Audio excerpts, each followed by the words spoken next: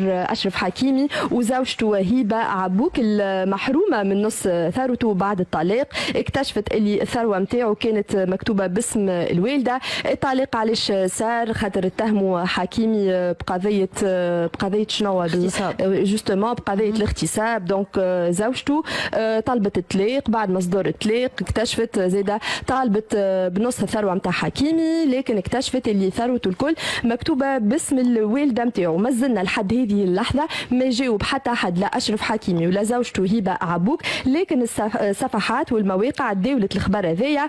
منها شفنا على تويتر الجزيرة والعربية هبطوا الخبر هذايا، على الفيسبوك ايتي بالعربي هبطت زاده الخبر هذايا، في تونس باج اشتاج ميديا هبطت، لكن قالت مازلنا ما نعرفوش الخبر صحيح ولا لا. من الناس زاده اللي تفاعلت في تونس بالحكايه هذايا. شفنا سمير الوافدي هبط ستاتيو. سمير الوافدي ما حاضر معنا في الإيميسيون.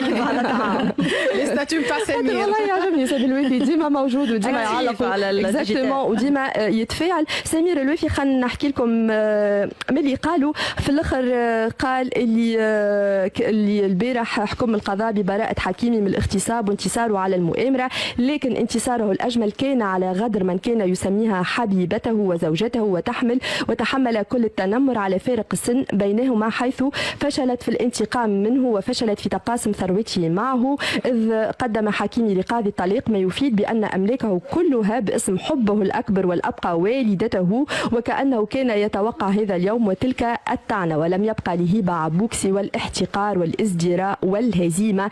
كيدهن عظيم لكن رضاء الوالدين أعظم. دونك خلينا نذكروا لأشرف حكيمي يتقاضى 1,000,000 أورو في الشهر، ما يعادل 3 مليارات ونص 4 مليارات تونسية.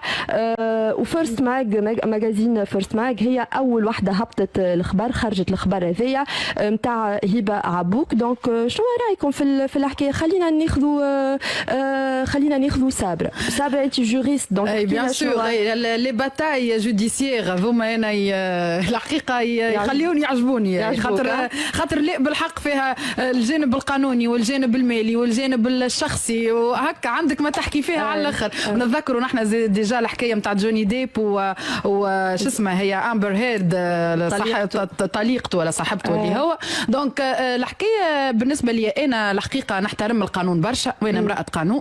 دونك بالنسبه لي انا تسرعت، وانا بالنسبه لي انا وخايتي ماهيش بنتصل هذه راه خاطر اي بيان سور ماهيش بنتصل خاطر مازال ما خرجش الحكم، وهي هزت شلاقيتها وما لقيتها وبدات تحكي على طلاق، وبدات يا بنيت عمي اصبر حتى لين تخرج معناها شوف القضاء معناها شنو يقول كلمته، نشوفوه مذنب والا لا، ومن بعد انت قرر معناها وشوف. خاطر سامحني المشاهير عندهم راهو معناها من لي غومور اللي يخرجوا عليهم، عندهم القضايا اللي يتلفقوا لهم، معناها مش اي انسان عمل جريمه والا ونحن نقولوا له مذنب والا معناها مدعى عليه، حتى اللي بعتيك تثبت الجريمه باش يقولوا راه السيد هذاك متهم معناها ماهوش بريء والا مجرم فوالا.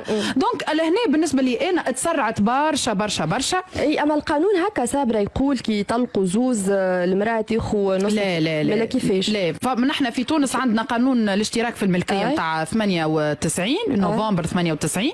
القانون هذا يقول لك انه هو اختياري ساعه قبل كل شيء، نجموا الزوز ازواج يصحوا على القانون هذاك ويقولوا انه كل العقارات اللي يملكوها من بعد الزواج نتاعهم ينجموا معناها يقسموها ما بيناتهم، ما يدخلش فيها الارث وما تدخلش فيها معناها الفلوس اللي عند الزوج ولا الزوجه اللي يقسموها قبل. دونك انت تشوفها هي بنت قليله اصل وما كرهتش تصرفتك انت خضره. انا توا ساعه كاينين نشوف في عبير زغدودي مش في صابره قدامي معناتها في الحكايه هذه يشتركوا معناتها مع بعضهم. الكلام اللي قلته كبير صابره على خاطر العظمه ما تقول طق الا ما فيها شق. وهذا اولا. ثانيا هي ما وصلت قضمه قضيه الطلاق على خاطر هما متفرقين قبل حكايه القضيه هذيا، معناتها ديجا هما اون سيباراسيون لي معناتها لي حاجات معناتها الله اعلم شنو ما صرحوش بهم، ولكن هما راهم الزوز معناتها اون سيباراسيون قبل ما تصير الحكايه هذه. ثالثا هي قدمت قضيه الطلاق لانه فما حاجات صارت ريالمون، ما صارتش قضيه الاغتصاب ولكن قضيه الخيانه موجوده. سامحني هاك ساكته هاي ساكته هي قبل كلمه وقت لا ماهيش ساكته. هي قضيه الاغتصاب ما صارتش اوكي، ولكن قضيه الخيانه صارت لانه الطفله كي مشيت للمركز وشكيت فما فما الايبير اللي وصلها لداره موجود، فما حاجات معناتها موثقين دي ميساج دي اس ام اس دي ميساج انستغرام. فهي اختارت انه وقتها تاخذ ديسيزيون وتطلق، ماهيش هكاكا معناتها مشيت من راسها.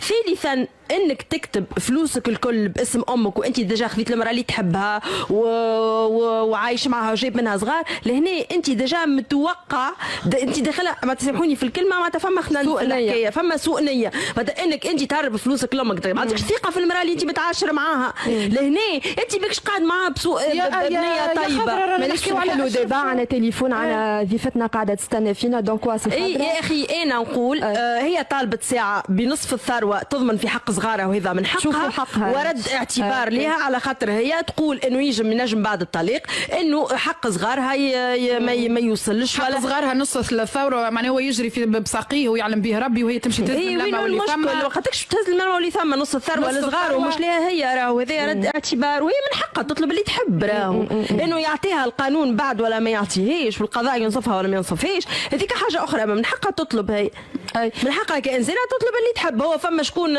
قدم قضيه بماكله ما عجبتوش في مطعم في امريكا عوضوا له. مازلنا نحكيو ونعاود نذكر اللي نحكيو على حاجه مازلنا ماناش متاكدين منها وما جانا حتى ما جاتنا حتى ما فماش دخان من غير لا من اشرف حكيمي ولا من هبه عبوك. انا اكثر حاجه عجبتني في الفيسبوك وانا نلوج على الخبر هذايا والله عجبتني تصويره مكتوب عليها ماما ممكن تديني مصروف علشان خارج مع مبابي.